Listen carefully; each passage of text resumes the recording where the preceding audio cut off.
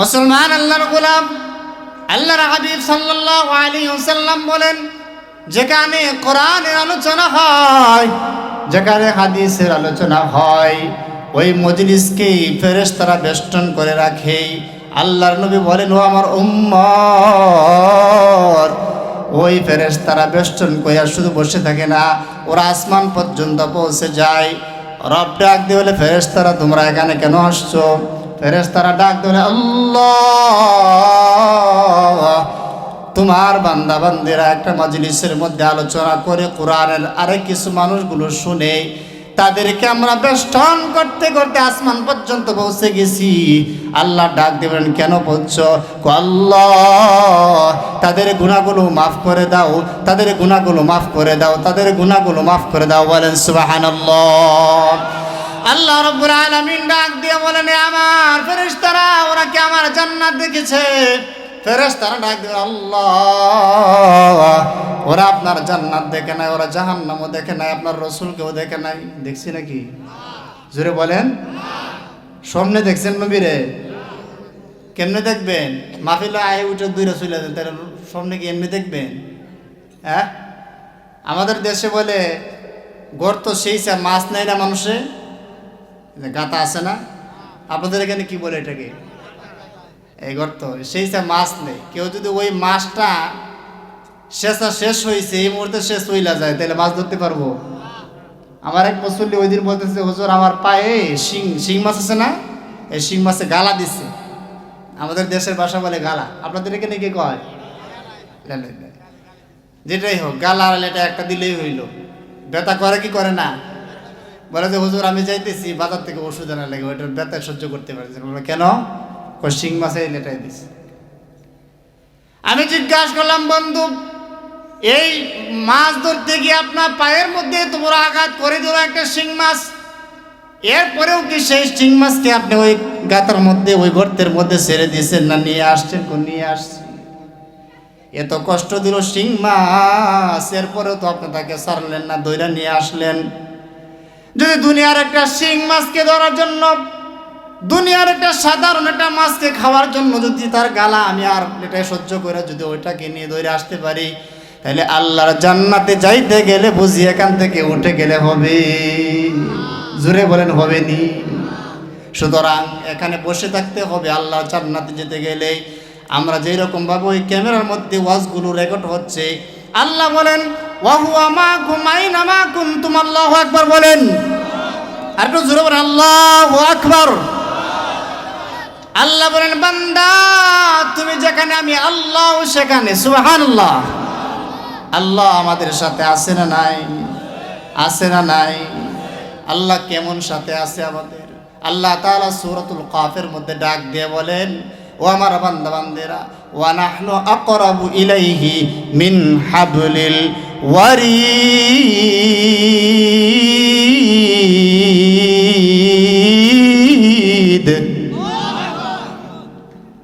আল্লাহ রাব্বুল আলামিন ডাক দিয়ে বলেন, বান্দা তোমার সাথে আমি আছি। কেমন সাথে জানুনি? তোমার গাড়ির যে সারকটা আছে, আমাদের এখানে একটা মোটা রগ আছে না নাই? এই মোটা রগ যদি আমার গাড়ির মধ্যে না থাকে, আমি এক সেকেন্ড চলতে পারবো না। কথা বলেন ঠিক কিনা? এই রগ যদি আমাকে কেটে দেওয়া হয়, সারা পৃথিবীর সমস্ত মানুষ মিলেও আমাকে বাঁচাইতে পারবে না। কথা বলেন ঠিক কিনা? এই জন্যে যার গাড় কেটে ফেলে দেওয়া হইল, সে দুনিয়া থেকে বিদায় হয়ে গেল। কথা বলেন ঠিক কিনা? আল্লাহ রাব্বুল আলামিন ডাক দিলেন, বান্দা তোমার গাড়ির যে শারক আছে, এই শারকের চাইতে আমি আল্লাহ আরো বেশি নিকটবর্তী আছি। বলেন সুবহানাল্লাহ। তুমি ডাক দিতে দেরি হবে, আমি আল্লাহ তোমার ডাকে সাড়া দিতে দেরি করব না। हर गोरी दे नेको तू तैयार है, जो ना मांगे उससे तू बेजार है। आतिना फीम दार दुनिया ना हसन, आतिना फी दार उक़बा ना हसन। या गियासल मुस्तगीसीना दिना লফজি খারা বিল উলুমি ওয়াল গিনা। কষ্ট হয়, কষ্ট হয়নি? আল্লাহ ডাক দিল, বান্দা তুমি ডাক দিতে দেরি হবে, আমি রব তোমার ডাকে সাড়া দিতে দেরি করব না। বলেন সুবহানাল্লাহ। হসপিটালের বেডের মধ্যে আমার স্ত্রী শুয়ে আছে অসুস্থ অবস্থায়। দোস্ত কথাটা খেয়াল করে শুনেন, আল্লাহ যে ডাক দিলে আল্লাহ সাড়া দেয়। আমার স্ত্রী হসপিটালের বেডের মধ্যে শুয়ে আছে, তার শরীর থেকে রক্তক্ষরণ হচ্ছে, তাকে কিভাবে বাঁচাবো? আল্লাহর দরবারে দুইটা হাত উঁচু করে বলছে, আল্লাহ আমার দুইটা সন্তান, আল্লাহ গো তুমি ওই দুইটা সন্তানের দিকে তাকায় আমার স্ত্রীকে তুমি একটু হায়াত দাও। বলেন আমিন। আমাদের স্ত্রী আছে না নাই? অনেকের আছে না নাই? দোস্ত ওই সময় আল্লাহর দরবারে দুইটা হাত ওই রাখানছে, আল্লাহ একটু হায়াত দাও, তুমি না বাঁচানেওয়ালা, তুমি না মারনেওয়ালা, তুমি না রিজিক দেনেওয়ালা। আল্লাহ ওই সময় মনে হয় রব আমার ডাকটা কি শুনে বানাইছে। রবকে বলছি, রব দুনিয়ার কোনো ডাক্তার, দুনিয়ার কোনো কবিরাজ আমার স্ত্রীকে সুস্থ করতে পারবে না। ও রব তুমি না বলেছ ওয়াইদা মারিতু ফাহুয়া ইয়াশফিন।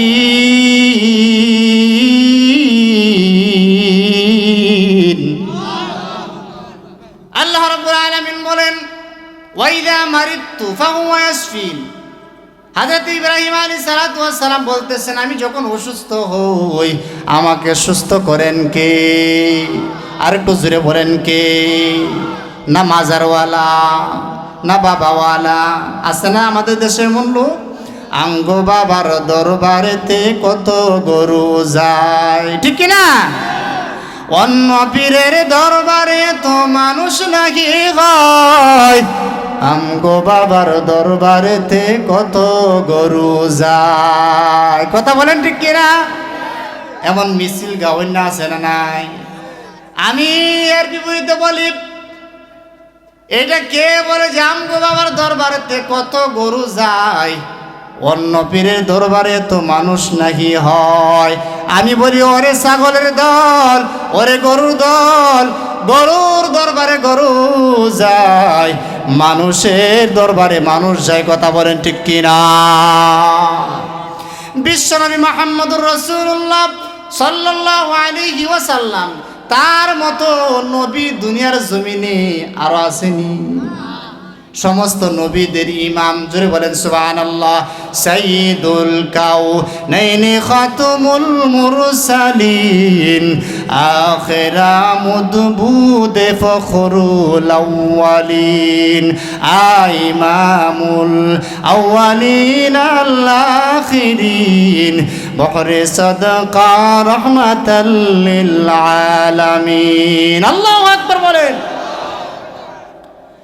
যেই নবীর সম্মান দিয়েছেন আল্লাহ, সেই নবী শুয়ে আছেন মদিনাতে। আজকে কত মানুষ বিদেশ থেকে আসেন, এখানে অনেকে বিদেশ করে আসেন, আছে না নাই বাবা? বলেন তো দেখি, সেই নবীজির মাজারে কয়টা গরু গেছে, কয়টা মুরগি গেছে? আসেনি? এমনকি রসুলের দরবারে গিয়া, রসুলের মাজারে, রসুলের রওজাতে গিয়া কোনো মানুষ দাঁড়ায়া দাঁড়ায়া দুরূদ শরীফ পাঠ করতে বেশি সময় দেওয়া হয় নাই, 2 থেকে 3 সেকেন্ড বা 2 থেকে 3 মিনিট। কথা বলেন ঠিক কিনা? সেখানে সেজদা দিবে দূরের কথা, সেখানে মুরগি মান্নত করবে দূরের কথা, সেখানে গরু মান্নত করবে দূরের কথা, দাঁড়াইবার ওই সুযোগ নাই। কথা বলেন ঠিক কিনা? আল্লাহর নবীর চাইতে আল্লাহর পরে এই দুনিয়ার বুকে আর কারো দাম নাই। কথা বলেন ঠিক কিনা? সেই রসুলের মাজারের মধ্যে যদি গরু না চলে, সেই রসুলের রওজার মধ্যে যদি মুরগি না চলে, তাইলে উম্মতের মাজারে কেমনে মুরগি চলে, গরু চলে? কথা বলেন ঠিক কিনা? তাহলে আল্লাহ রাব্বুল আলামিন ডাক দিলে শুনেন কি শুনেন না? আল্লাহ তাআলা ডাক দিল, বান্দা তুমি যেখানে আমাকে ডাক দিও সেখানে আমি আল্লাহ উপস্থিত। জুড়ে বলেন সুবহানাল্লাহ। আল্লাহর হাবিব সাল্লাল্লাহু আলাইহি ওয়াসাল্লাম বলেন, বান্দারে বিপদে পড়ে গেছো, আল্লাহকে ডাক দাও। ডাক্তারের কাছে নিয়ে গেছো, ভালো হইতেছে না, আল্লাহকে বলো, আল্লাহ আমাকে সুস্থ করে দাও। আল্লাহ বলেন, বান্দারে আমি তো তোর সাথে আছি, আমি আল্লাহ তোকে সুস্থ করার ওয়াদা দিয়েছি। বলেন সুবহানাল্লাহ। দোস্ত আমার আমি যখন ওই হাসপাতালের ভিতরে আমার কিচ্ছু নাই, আমার কিচ্ছু নাই, আল্লাহর দরবারে দুইটা হাতকে উচ্চ করিয়ে দে, বলছে আল্লাহ আমার বিবিকে সুস্থ করে নেওয়ালা দুনিয়াতে কেউ নাই, ডাক্তারও পারবে না, কবিরাজও পারবে না, কেউ পারবে না, তুমি পারো সুস্থ করে দিতে, বলেন সুবহানাল্লাহ। দোস্ত আমার দিন চলে যাইতেছে, আমার স্ত্রীর অসুস্থতা ভালো হচ্ছে না, আমি আল্লাহর দরবারে বললাম আল্লাহ নামাজ ছাড়া বুঝি তুমি মাফ করবা না, তোমার কাছে কান্না ছাড়া বুঝি মাফ করবা না। যেমন সন্তান তার মায়ের কাছে না কাঁদলে মা তাকে দুধ দেয় না, কথা বলেন ঠিক কিনা? আমরা যখন ছোট ছিলাম তখন আমরা কাঁদছি, মা আমাকে দুধ দিছে খাওয়ার জন্য, যখন শুয়ে আছি সারাদিন আমাকে দুধ দেওয়ার খবর ছিল না, আমি যখন কান্না শুরু করে দিয়েছি মা বুঝতে পারছেন যে তার খিদা লাগছে, তার খাদ্যের অভাব হয়েছে, মা দৌড়াইয়া কুলে উঠায়া আমাকে আপনাকে খাবার দিয়েছে, আমরা খাবার খাইয়া আরামে ঘুমায়া গেছি, বলেন সুবহানাল্লাহ। ও দোস্ত বাপ, আল্লাহ রাব্বুল আলামিন বলেন বান্দা তোমার সাথে আমি আছি, ডাক দিতে দেরি হবে, আমি তোমার ডাকে সাড়া দিতে দেরি হবে না, বলেন সুবহানাল্লাহ। বলবেন যে হুজুর ওয়াজের মধ্যে খালি বলেন না, আসলে আমি আপনাদেরকে বাস্তব প্রমাণ দিতেছি, খানটাকে খুলে শুনেন। আমি হাসপাতালের ভিতরে আল্লাহকে ডাক দিয়েছি, বলছি আল্লাহ, বলেন আল্লাহ। আমরা সবাই আল্লাহকে ডাক দিতে পারবো তো ইনশাআল্লাহ? আমাদের মা অসুস্থ হলে, আমাদের বাবা অসুস্থ হলে, আমরা নিজেরা অসুস্থ হলে, আমাদের বিবি অসুস্থ হলে, আমাদের ছেলে অসুস্থ হলে, মেয়ে অসুস্থ হলে ডাকবো কাকে? জোরে বলেন কাকে? আল্লাহকে ডাক দিলে আল্লাহ খুশি হয়। আল্লাহ বলেন বান্দা তোর নাকি আমি খুশি হই, তোর অসুস্থতাকে সুস্থতায় পরিণত করলাম, বলেন সুবহানাল্লাহ। দোস্ত আহবাব, আমি ওখানে ডাকতে শুরু করে দিয়েছি, আল্লাহ আমার বিবিকে আপনি বাঁচায় দেন, আমার বিবিকে সুস্থ করে দেন, সুস্থ করে দেন। আমার দুইটা সন্তান, আমার বিবি যদি না থাকে আমার সন্তানগুলো কোথায় যাবে? এতিম হয়ে যাবে। আল্লাহ আমি সন্তানগুলোকে নিয়ে বিপদে পড়ে যাব, কোথায় যাব, কার কাছে যাব? আল্লাহ আমার মাও আমার সন্তানকে পালবে না, আমার বাবাও আমার সন্তানকে পালবে না, আমার ভাইরাও আমার সন্তানকে পালবে না, আমার বোনেরাও পালবে না। পালবে কি? এই কথা বলেন, পালবে? কেউ কারো না, দুনিয়াতে কেউ কারো না, কিন্তু একজন আমাদের আপন, তিনি কে? জোরে বলেন তিনি কে? সেই রবকে আপন বানানো দূরের কথা, সেই রবকে আমরা দূরে ঠেলায় দিছি, কথা বলেন ঠিক কিনা? রব ডাক দিয়ে বলেন বান্দা ফজরের সময় যখন আজান হয়ে গেছে, আল্লাহু আকবার, আল্লাহু আকবার, আজান যখন হয়েছে, আজানের শেষ প্রান্তে মুয়াজ্জিন বলতেছে আস-সালাতু খায়রুম মিনান নাওম, আস-সালাতু খায়রুম মিনান নাওম। বান্দা যখন ডাক দেওয়া শুরু করে দিয়েছে, তোমাকে ঘুম থেকে নামাজ বলো, তুমি ওই ঘুম থেকে উঠলা না, ঘুমায় রইলা, আমি আল্লাহ কুদরতি নজর দিয়া তোমার দিকে তাকায় আছি। আল্লাহু আকবার বলেন। রব বলেন তোমার দিকে আমি কুদরতি নজরের দিকে তাকায় আছি। বান্দা ফজরের সময় আসে নাই, আবার যখন মুয়াজ্জিন ডাক দিছে জোহরের সময়, আল্লাহু আকবার বলিয়া আমি আমার চক্ষু দিয়ে তাকায় আছি, কুদরতি আমার বান্দা আবার জোহরে চলে আসবে। আবার যখন বান্দা জোহরের সময় আসলো না, আমি আবার কুদরতি নজর দিয়া বান্দার দিকে তাকায় আছি, আমার বান্দানে আবার আসরের সময় আইসা আমি রবের কুদরতি ভাবে সেজদা করে বলে, রব্বু আমার ভুল হয়ে গেছে, আমাকে মাফ করে দাও। আমি আল্লাহর কাছে আমার বান্দা মাফ চাইতে দেরি হবে, আমি আমার বান্দার পিছনের গুনাহ খাতাগুলো মাফ করতে দেরি করব না। মাফ চাইতো সবাই, সবাই মাফ চাইতো। দোস্ত আবার ফজর চলে গেল, জোহর চলে গেল, কিছুই করলাম না, কিছুই করলাম না। ঘুমের করে আমরা ফজর কাজা করে দিলাম, জোহর কাজা করে দিলাম, আসর কাজা করে দিলাম। এরপরেও রব আপনার আমার প্রতি কত দয়া আর কত মায়া, আবার রহমতের নজরটা দিয়ে আমাদের দিকে তাকায় থাকে। বান্দানি আবার মাগরিবের সময় আসে, মাগরিবের সময় যখন হয়ে যায়, ওই সময় মুয়াজ্জিন আল্লাহু আকবার বলে আজান দেয়। দিতে দেরি হয়, রব ডাক দিতে থাকে, বান্দা আয় আয়, আমি আল্লাহ তোকে মাফ করে দিব, আমি আল্লাহ তোকে মাফ করে দিব। সিজদার মধ্যে লাগায়া যখন বান্দা বলে সুবহান রাব্বিয়াল আ'লা, সুবহান রাব্বিয়াল আ'লা বলিয়া যখন ডাক দেয় রবকে, রব যেন সিজদার মধ্যে গিয়ে বলে সুবহান রাব্বিয়াল আ'লা। এইটা কি? বান্দা আবার বলে সুবহান রাব্বিয়াল আ'লা, সুবহান রাব্বিয়াল আ'লা। আল্লাহ যেন বান্দার চোখের পানিগুলো তার কুদরতি কদম দিয়া, তার কুদরতি হাত দিয়া মুছা দিয়া বলে, বান্দা উঠ, আমি আল্লাহ তোর গুনাহগুলো নামাজের মধ্যে মাফ করে দিলাম। এই জামালপুরের মুসলমান, অনেক মানুষ এমন আছে ফজরের সময় ঘুমায় করে ঘুমায় গেছে, আর ঘুম থেকে উঠতে পারে না, চির বিদায় নিয়ে কবরে চলে গেছে। আছে না নাই? এই দুস্থ আবাব, এই যে মাহফিলে বসে আছেন, এখান থেকে ওইটা বাড়িতে যাবেন, গ্যারান্টি আসেনি? কথা বলেন আসেনি? কত যে বাহাদুরিয়া, কত যে অহংকার, আমি এটা করব, সেটা করব, সেটা করব, দুনিয়া সাজাবো, দুনিয়া সাজাবো। কিন্তু হঠাৎ করে আজরাইল যখন আমার সামনে, আপনার সামনে চলে আসে, পালাইবার সময় আসেনি?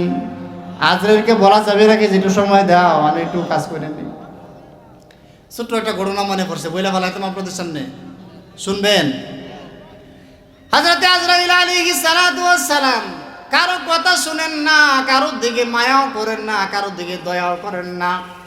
আজরাইল আলাইহিস সালাতু ওয়াস সালামকে একবার নবীজি সাল্লাল্লাহু আলাইহি ওয়াসাল্লাম ডাক দিয়ে বলতেন, আজরাইল, দুনিয়ার সব মানুষের জানগুলো তুমি কবজ করে নিচ্ছ, তোমার কি কারো প্রতি মায়া হয় নাই, মহব্বত হয় নাই?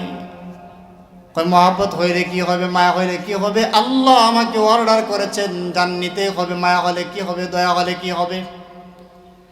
আল্লাহর নবী ডাক দিয়ে বলতেছেন, আজরাইল, তোমার কাছে আমি জিজ্ঞাসা করি, তোমার কি কোনোদিন মায়া হয়েছে কিনা?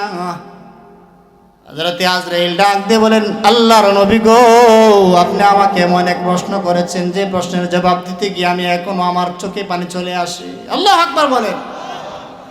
হযরতে জিবরাইল ডাক দিয়ে বলতেছেন, আল্লাহর নবী, একদিন আল্লাহ পাক রব্বুল আলামিন আমাকে অর্ডার করলেন একজন মানুষের জান কবজ করার জন্যে। আমি চলে গেলাম জান কবজ করতে। কোনখানে? সাগরের মাঝখানে, সাগরের আয়েস। কোন সময়? যখন ওই মহিলাটা মৃত্যুসজ্জায়, ডাক্তাররা বলতেছে সে মৃত্যুবরণ করবে যদি নরমালি তার বাচ্চা হয়, অথবা তার অ্যাক্সিডেন্টের আশঙ্কা হয়। মুত্তাকি পরহেজগার ডাক্তার যদি বলে, তখন তাকে কি করতে হবে? সিজার করতে হবে। শরীয়তে অনুমতি দিছে কি দেয় নাই? কিন্তু আর কিছু মানুষ আছে এই অনুমতি হওয়ার আগেই শখ করে একটা মাইয়া আর কি করব, এই একটা মেয়ের আর নর্মালি কষ্ট দেয় লাভ কি? ইঞ্জেকশন দিয়ে লাভ কি? সারা রাত কষ্ট করায় লাভ কি? খালি হাসপাতাল নিয়ে যাবো, টান দিব, বাবু বের হবো, লইয়া বাড়িতে আসবো। আছে না নাই? কথা বলেন ঠিক কিনা? আল্লাহু আকবার। আল্লাহ আমাদের বোঝার তৌফিক দান করে, বলেন আমিন। চলবে আলোচনা? দোস্ত আবাব, এরপরে এই মা, তার প্রসব ব্যথা শুরু হয়ে গেছে। আমরা তো অস্থির হয়ে যাই মায়ের প্রসব ব্যথা শুরু হয়ে গেলে। আপনার আমার মা চাচিরা অনেকেই 10 থেকে 11 জনের মা হয়েছেন, আছে না নাই? কেউ 12 জনেরও মা হয়েছেন, এমন মা আছে না নাই? আর এখনকার মহিলারা 2 জনের মা হইলেই কই যথেষ্ট। কথা বলে না? একটা হইলে, 2টা হইলে যথেষ্ট, একটা হইলে ভালো হয়, 2টা হইলে যথেষ্ট, আর লাগে না, সেলাই করে দেখ, আটকায় দেয়। কথা বলেন ঠিক কিনা? অথচ আমাদের মা চাচিরা কতজন নিছে? 10 থেকে 12 জন সন্তানের মা হয়েছে, একটা সিজারও লাগে না, কিচ্ছু লাগে নাই। বাঁচাইছেন কে? জোরে বলেন কে?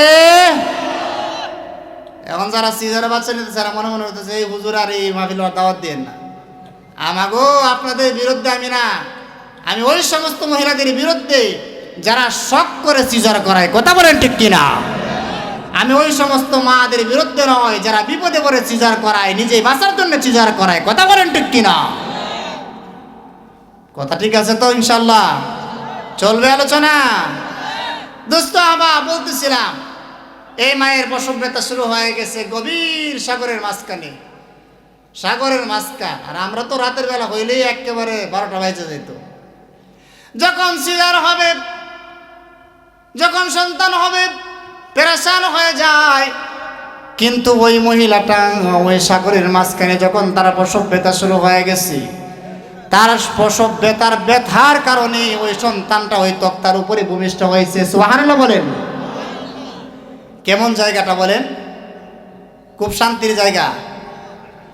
নদীর মাঝখানে একটা তক্তার উপরে একটা সন্তান জন্ম হওয়া, একটা সন্তান সেই তক্তার উপরে থাকা রিস্কের ব্যাপার কিনা? সন্তান যখন ভূমিষ্ঠ হয়েছে, তাই সন্তানে আছে কে তার সাথে? জোরে বলেন। আল্লাহ তো আছে, সাথে আরেকজন আছে না? তার মা আছে না? হযরত জিবরাইল ডাক দিয়ে বলতেছে, ইয়া রাসূলুল্লাহ, ইয়া হাবিবাল্লাহ, আল্লাহর নবী গো, আমার আল্লাহ ওই সময় আমাকে অর্ডার করলেন, জিবরাইল যাও যাও যাও, ওই মা, ওই আজরাইল যাও যাও যাও, ওই যে তক্তার উপরে যে মা তার সন্তানকে ভূমিষ্ঠ করলো, ওই মা তার সন্তান জন্ম হওয়ার পর পরেই তাকে দুনিয়া থেকে উঠায়া দাও। কি বলেন? মায়া লাগবে কি লাগবে না? এমন সময় হযরত আজরাইল ডাক দিয়ে বলতেছে, ইয়া রাসূলুল্লাহ, ইয়া হাবিবাল্লাহ, আমার ওই সময় অনেক মায়া হয়েছে, আমি কেমনে তার জান কবজ করব, কেমনে তার জান কবজ করব? মনে মনে প্রশ্ন জাগছে, আল্লাহ, ওই মাকে আপনি কেন আমাকে বললেন তার জান কবজ করার জন্যে? এই মাকে যদি জান কবজ করে নেই, তাইলে ওই শিশুটা কিভাবে বাঁচবে? বাঁচাবে কে? আস্তে কোন কে? বাঁচানে ওয়ালা কে? বিপদে ফালানে ওয়ালা কে? যখন ওই মা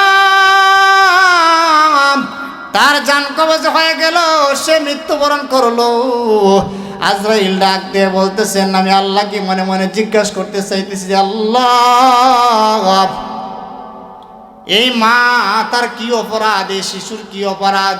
এই শিশুরাকে আপনি এখানে রেখে তাকে আপনি জান কবজ করার অর্ডার করলেন। আমি আল্লাহকে বললাম, আল্লাহ, এই মাকে কেন আপনি এই কাজ করলেন, তাকে কেন জান কবজ করাইতে বললেন? আল্লাহ ডাক দেবেন, আজরাইল,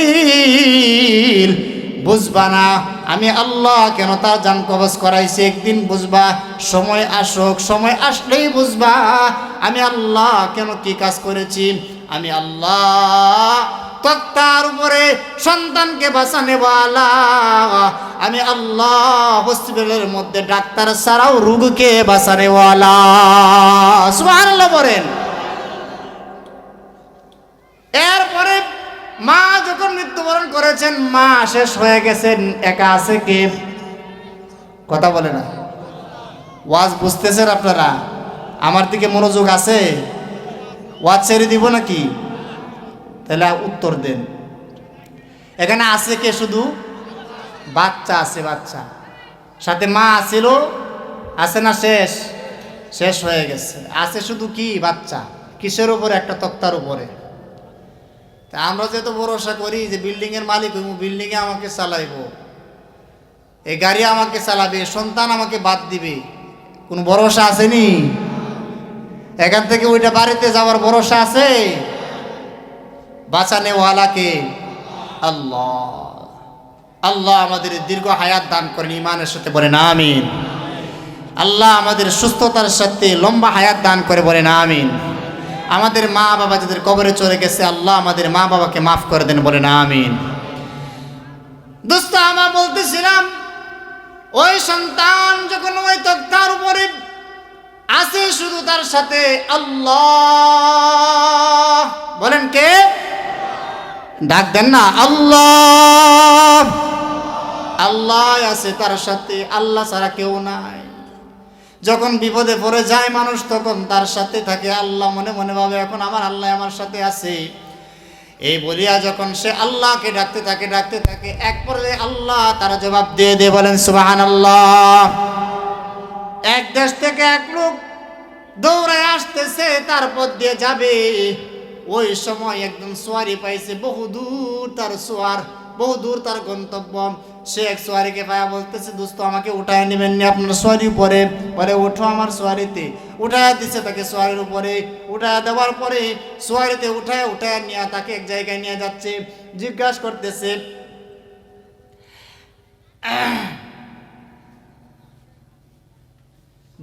করতেছে, ও দোস্ত তুমি কোথায় যাইবা? বলে আমি ওই যে আমার জায়গা, আমাকে পৌঁছায় দাও। কি বলেন, আমি আজকে জামালপুরে আসছি, মোটামুটি রাস্তাটা আমার চেনা হয়েছে না? কি বলেন, চেনা হয়েছে কি হয় নাই? এখন আর এক সময় যদি কোনো সময় আপনাদের এখানে আসি, তাহলে ড্রাইভার যদি বেরসের লাগায় অন্যদিকে জায়গা, আমি কিছুটা টের পাইমু কি পাইমু না? জোরে বলেন, পামু কি পামু না? এই সোয়ারি যখন তাকে উঠায়া এক জায়গায় নিয়ে যাইতেছে, তার রাস্তাকে অতিক্রম করে অন্য রাস্তায় তাকে নিয়ে যাইতেছে। জিজ্ঞাসা করতেছে, কো ভাই আপনি তো আমাকে জানি অন্য রাস্তায় নিয়ে যাইতেছেন? কো না, তোমার জায়গায় নিয়ে যাইতেছি। কই নিয়ে যাইতেছি? তোমার জায়গায় নিয়ে যাইতেছি। আস্তে আস্তে হাঁটি পা করে তাকে যখন নিয়ে গেছে, এমন এক গভীর জঙ্গলের মাঝখানে নিয়ে গেছে। ওই গভীর জঙ্গলের মাঝখানে দাঁড়ায় বলতেছে, তুমি ওই সোয়ারি থেকে নামো, উঠ থেকে নামো, গাদা খচ্চর যেটা আছে ওটা থেকে নামো। নামার পরে বলতেছে, তুমি আমাকে গভীর জঙ্গলের মাঝখানে কেন নিয়ে আসছো? তুমি জানো না, তোমার সামনে তাকায় দেখো কত মানুষের হাড্ডি পড়ে আছে, কত মানুষের কঙ্কাল পড়ে আছে। আমার সোয়ারিতে যত মানুষ উঠছে, একটা মানুষকেও আমি জীবিত ফিরাইয়া দেই না। নাউজুবিল্লাহ বলেন। সুবহানাল্লাহ বলা যাবে না, নাউজুবিল্লাহ বলতে হবে। মানুষকে মারা ভালো কাজ না খারাপ কাজ? কোন মানুষকে মানুষ মেরে দিন জারি করতে পারে? কথা বলেন। আপনাকে বললাম, বলেন লা ইলাহা ইল্লাল্লাহ, আপনি বললেন না, আপনাকে মাইরে ফেলাইলাম, এটা কি দিন? এটা কি দিন শিক্ষা দেওয়া, না তার উপরে জুলুম করা? টঙ্গীর ময়দানে আজকে এইরকম ভাবে সাতপন্থের এইরকম ভাবে হাজার হাজার উলামায়ে কেরামকে, নিরহ মানুষকে, নিরস্ত্র মানুষকে রাতের বেলায় হত্যা করছে, তারা দিন পালন করছে না তারা অন্যায় করছে? কথা বলেন। সবাই বলেন, কি করছে? অন্যায় করছে। এভাবে দিন হয় না। দিন হয় মানুষকে বুঝায়া শোনায়া, দিন হয় মানুষকে সমঝায়া বুঝায়া। হত্যা করে খুন করে মানুষকে দিন বোঝানো যায় না, এটা দিন নয়, এটা বদ্দিন। কথা বলেন ঠিক কিনা? রাগ করছেন? কথা বলেন। আমাদের মধ্যে ভুল বুঝাবুঝি থাকতেই পারে, কথা বলেন ঠিক কিনা? নিজের ছেলের সঙ্গে বাপের ভুল বুঝাবুঝি থাকে, নিজের ভাইয়ের সঙ্গে ভাইয়ের ভুল বুঝাবুঝি থাকে। এই জন্য কি ভাই ভাইকে মারতে পারে? তাইলে আমাদের মধ্যে একটু সমস্যা হয়েছে, এই জন্য রাতের অন্ধকারে তাকে হত্যা করতে হবে। এটা ইসলামে অনুমতি? এটা যারা করে এরা প্রকৃত মুসলমান না, এরা হলো সন্ত্রাস। কথা বলেন ঠিক কিনা? কথায় ভুল আছে কিছু? এখন চলেন সামনে যায়। তো বলতেছিলাম, ওই লোকটাকে ওই জঙ্গলের মাঝখানে নিয়ে বলতেছে, তোমাকে হত্যা করবো। দেখো না কত হাড্ডি গুড্ডি পরে আছে, এদেরকে আমি মারছি। এখন বলেন তো দেখি, এই ব্যক্তির ভিতরে বয়ে গেছে কি যায় নাই? কেমন বয়ে গেছে? তার কলিজা চিবাইতেছে। ওই লোকটা ডাক দিয়ে বলতেছে, আমি তো একজন মুসলমান, আমি ইমানদার। আমার সাথে আছেন কে?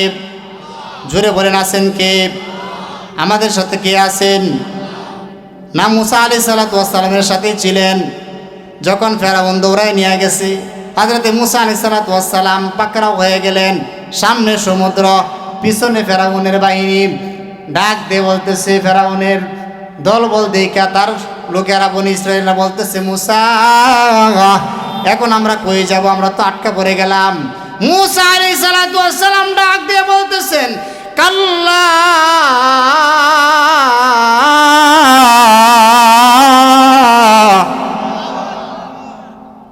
ইন্না মাইয়া রাব্বি সায়াহদিন।